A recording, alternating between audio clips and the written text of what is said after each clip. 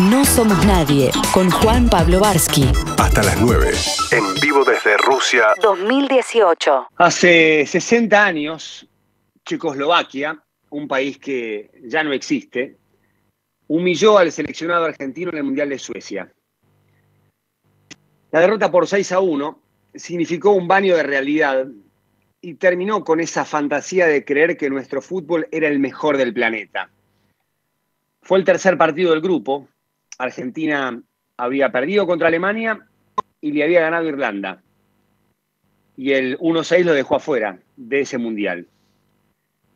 El esplendor local en la década del 40 con grandes equipos, una década sin mundiales por la Segunda Guerra, las ausencias del seleccionado por diferentes motivos en Brasil 50 y Suiza 54, habían generado la ilusión de que el regreso de la nuestra a la Copa del Mundo iba a poner las cosas en su lugar.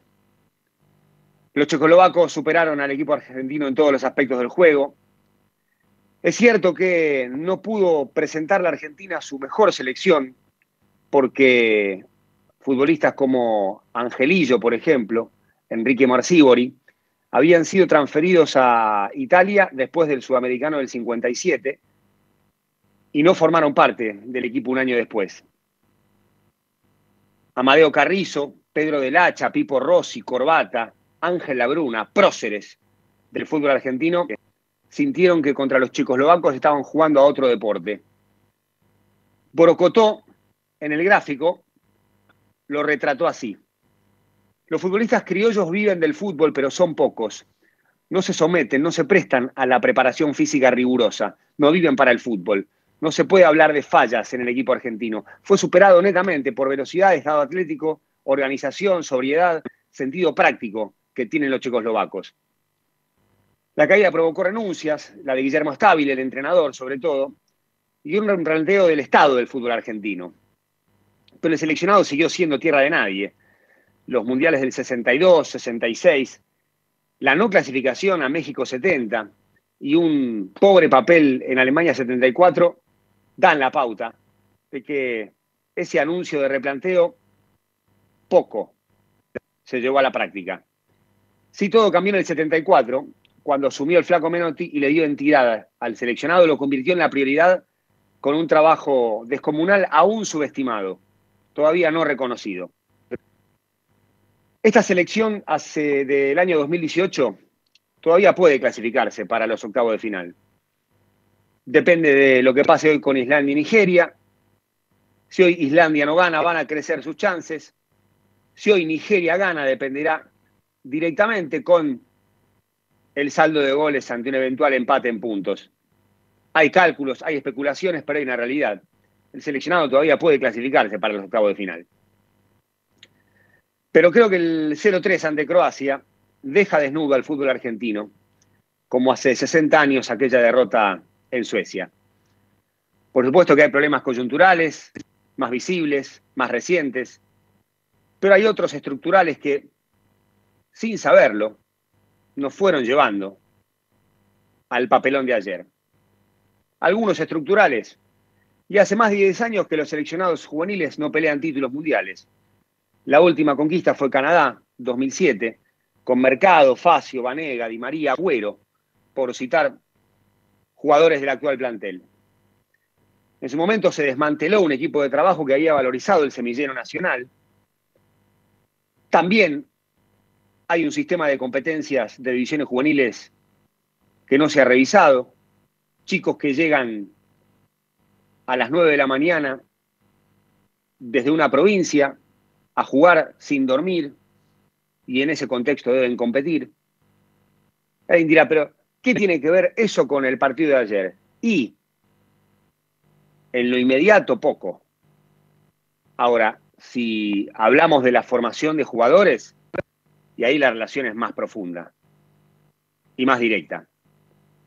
Porque el déficit también incluye la formación de jugadores. Hoy la Argentina no tiene, lo habíamos dicho varias veces en el programa, un mediocampista entre los 20, 30 mejores del mundo. Uno que juegue de área a área, con despliegue, llegada, quite, pase, remate. Ayer Croacia nos mostró dos de élite, Rakitic y Modric. No hay un Eriksen, un De Bruyne, un Kroos, un Kanté, un Busquets.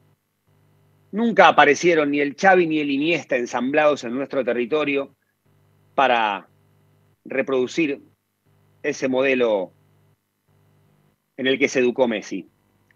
Elija usted la variante que quiera, se va a dar cuenta, no hay volantes argentinos en los mejores equipos del mundo. Y sin buenos mediocampistas, es imposible jugar bien, o por lo menos es imposible ejecutar ese modelo en el que se ha educado Messi. Tampoco tiene un delantero que cabecee hasta los ladrillos, que aguante la pelota de espalda, o baje los lanzamientos largos para saltear líneas que puedan tirar los centrales. Ese que baje los lanzamientos largos para los compañeros que llegan de frente, como el francés Giroud o el islandés Finn Bogason, por bajar un poco, si quieren, el nivel de exigencia. No hay laterales top que sepan el oficio completo del puesto. No hay un Zanetti, no hay un Sorín, para citar jugadores nuestros.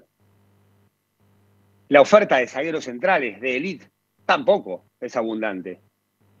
Otamendi, sí. Ayer debió haber sido expulsado por patotero, por mal perdedor, pero Otamendi es un central top. Llena ese formulario. Entonces, esta escasez de talento viene de arrastre. Y entran en juego otros factores. La formación de los juveniles, la organización del fútbol argentino, sus crisis directivas, el formato de los campeonatos. Nosotros tenemos un campeonato que no tiene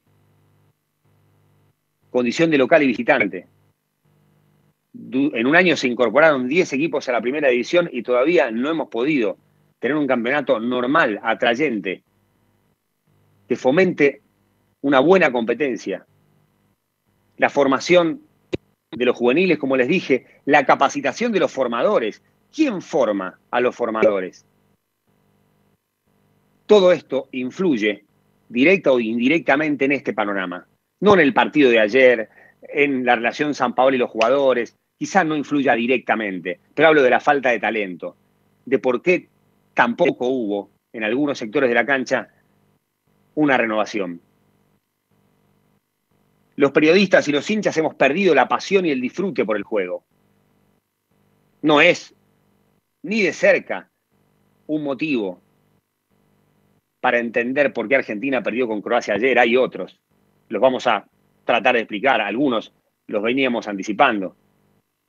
Pero sin el placer por el disfrute, ir a la cancha solo para ver que el equipo gane, solo desear que el equipo gane para gastar al otro, para decirle no existís. Bueno, también habla un poco de la relación que tenemos con el fútbol. No incluyo al país, es otra cosa. No es el se juega como se vive, nada que ver. Estoy hablando de otra cosa. Estoy hablando del estado del fútbol argentino. En todos sus niveles y en todas sus expresiones. Y las 3 finales perdidas, o las 3 finales a las que este equipo o este grupo llegó, demoraron la caída, no la precipitaron. Por supuesto que este grupo tiene su responsabilidad, acaso más grande, más visible que todo lo demás que está en la profundidad y que influye indirectamente en el papelón de ayer. Este grupo había nacido en noviembre del 2011, con aquel triunfo en Barranquilla ante Colombia. Invocábamos ayer ese partido a ver si el grupo se aferraba a ese comienzo de un ciclo que duró 5 años, hasta el final de la Copa Confederaciones, la Copa América del Centenario, hasta esa definición ante Chile en Nueva York. Ahí, cuando Messi anuncia su renuncia al seleccionado, ahí algo se rompió y algo se quedó ahí. Hasta el propio Messi, hay una parte de Messi que se fue después de ese partido y nunca regresó, por más que haya hecho los 3 goles en Quito y tengamos 2 o 3 muy buenos partidos de Leo. Pero algo algo de Messi y de ese grupo se quedó ahí en Nueva York. Este grupo se distinguió por su autogestión, más allá del seleccionador de turno. Creían que podían manejar todo. Haber llegado a 3 finales les daba esa autoridad encomillada, esa omnipotencia de creer que podían con todo. Quizás ellos no vieron que esa final perdida en Nueva York había marcado un límite. Probablemente esa autorregulación haya impedido esa renovación del núcleo duro.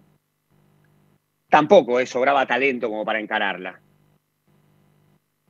Cuando se conoció la lista, dijimos que las ausencias tenían más que ver con preferencias de camiseta o alguna vinculada con el juego, pero que no había un ausente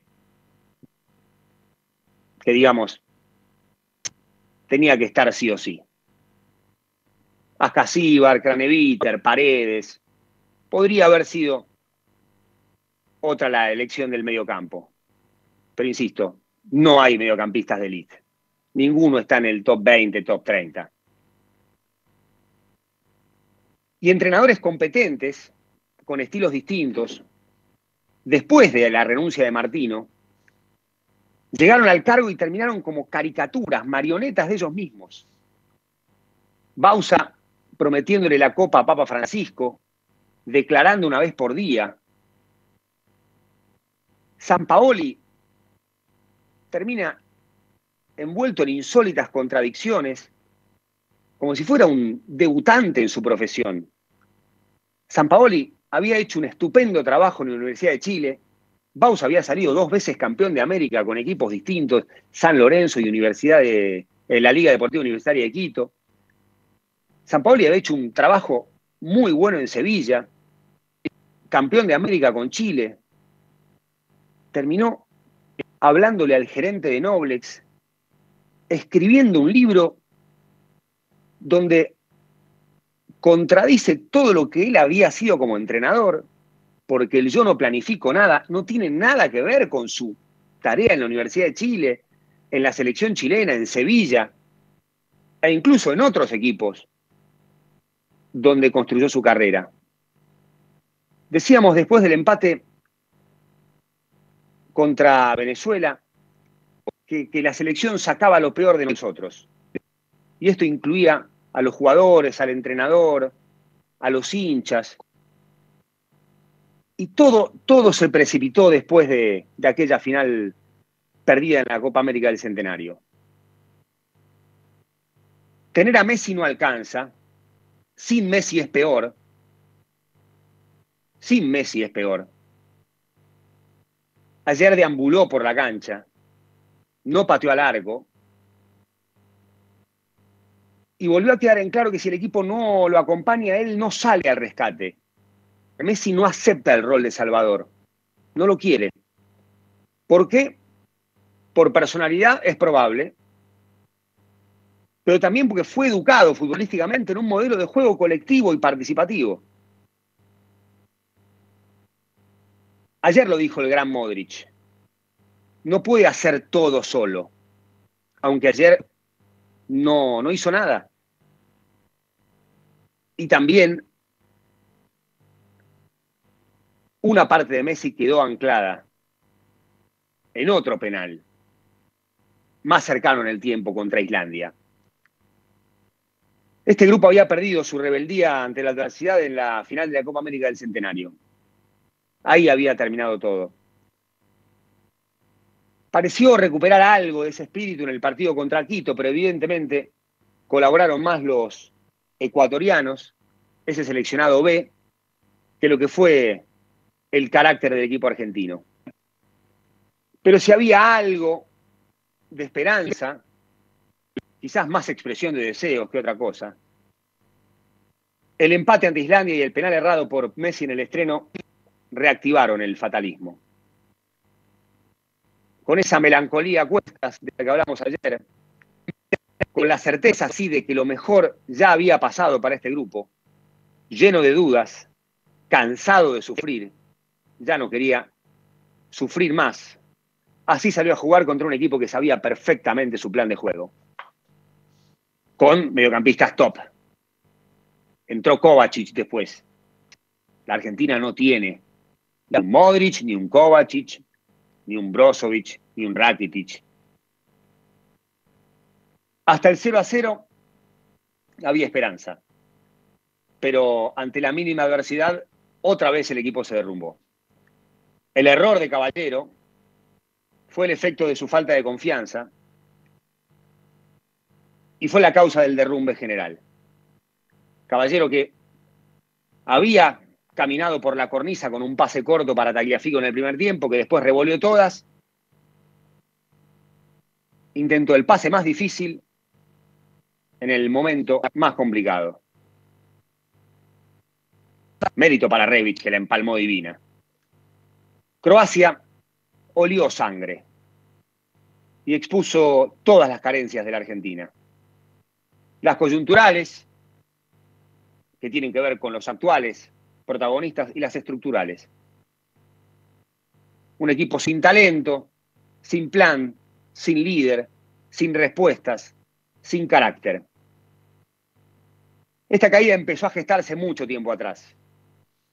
Cuando Argentina perdió 4-0 en Ciudad del Cabo contra Alemania, en otra radio, estábamos en Rock and Pop, decíamos, ojalá sirva para algo la elección alemana. Ya conocíamos todo lo que hizo Alemania para refundar su fútbol tras el fracaso de la Eurocopa 2004.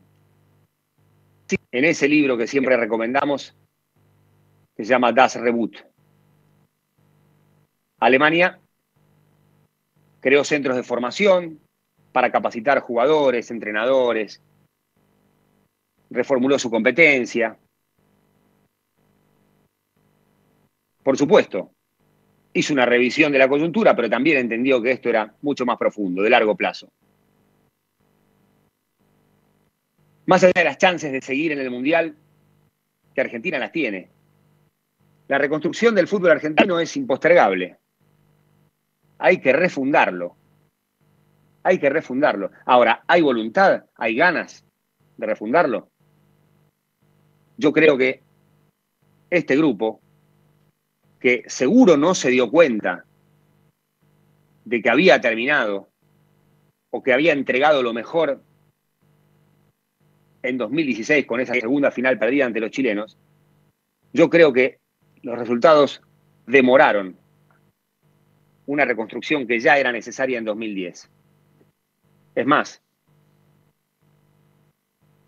la cantidad de cosas que pasaron en 2014,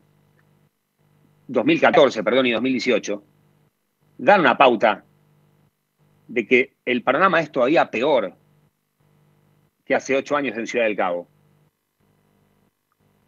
Ahí está la recopilación de episodios. La muerte de Grondona, la renuncia de Sabela, la llegada de Martino, la asunción de Segura, el 38-38, el campeonato de 30. Martino se fue porque no le entregaban los jugadores para Río 2016, otro papelón. Cómo presentó la delegación argentina a ese equipo para jugar el fútbol olímpico. La asociación de entrenadores, de presidentes. Imagínense, si en 2010 ya esa derrota ante Alemania te ofrecía un lugar donde mirar, decir, bueno, ¿qué hacer? Imagínense 8 años después con todo lo que ha pasado. Es que en el medio, los resultados, por lo menos las finales a las que este grupo llegó, demoraron,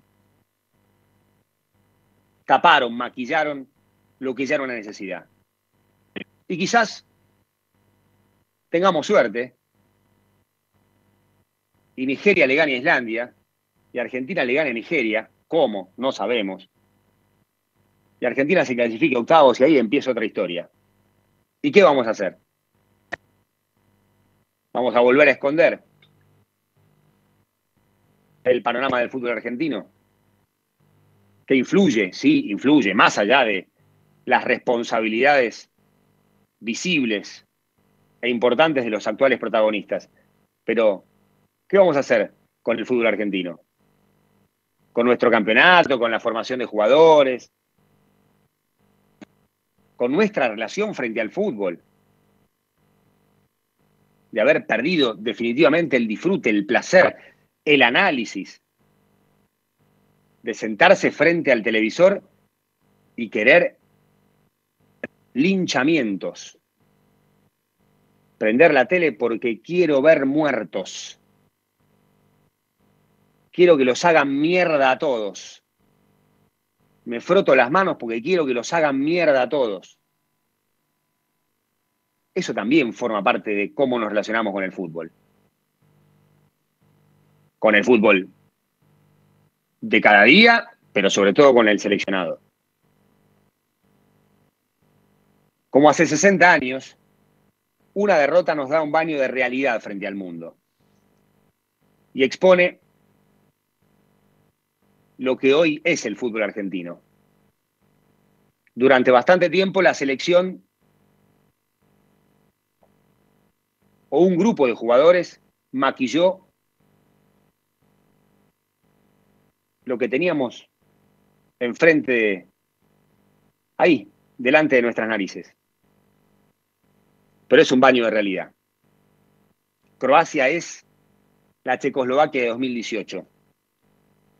Ojalá pasen las dos cosas. Que el equipo argentino se clasifique, que se dé el milagro, porque para ganar hay que marcar goles y para marcar goles hay que dar 2 pases seguidos. Y eso el equipo argentino hoy no lo da, mucho más en un contexto de relación irreversible entre el técnico y los jugadores.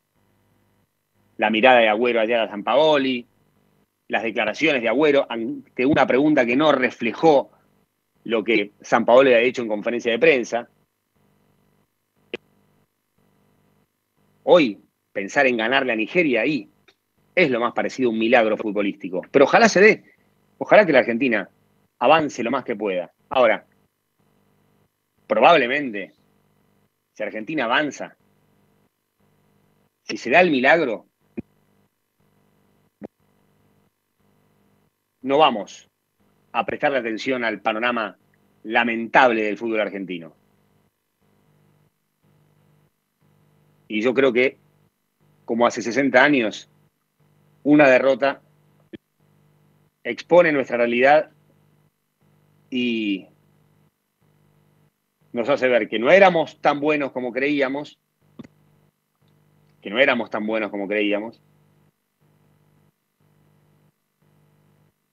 y que frente a eso hay 2 opciones. O hacerse el boludo y entrar en la dinámica de matar a todos, con las responsabilidades que, por supuesto, los actores actuales tienen, o decir, ¿sabes qué? Esto en algún momento tenía que pasar. Dependerá de nosotros aprovecharlo. Hace 60 años no se aprovechó. Tuvo que llegar Menotti recién en el 74 para cambiar las cosas. Hoy es una gran pregunta. ¿Tiene la Argentina dirigentes de fútbol con voluntad de refundarlo? Ya Messi no alcanza. Ya Messi no te salva. Este grupo dio todo hasta 2016. Esa autogestión estiró un ciclo que había entregado lo mejor desde Barranquilla hasta Nueva York, con Sabela y Martino. Ya no tenés ese biombo. Ya no tenés una selección que te salve. Ahora tenés que reformular el fútbol argentino para que la selección sea la causa y el efecto de esa reconstrucción. Si no, vamos a vivir en loop, en círculos de nombres que entran, salen, la crítica, el show mediático, la carnicería, y así va a pasar el tiempo. Y Croacia será una anécdota más. Y quedará en la historia como la noche en el que todo, absolutamente todo, quedó expuesto y el fútbol argentino y la selección quedaron desnudas.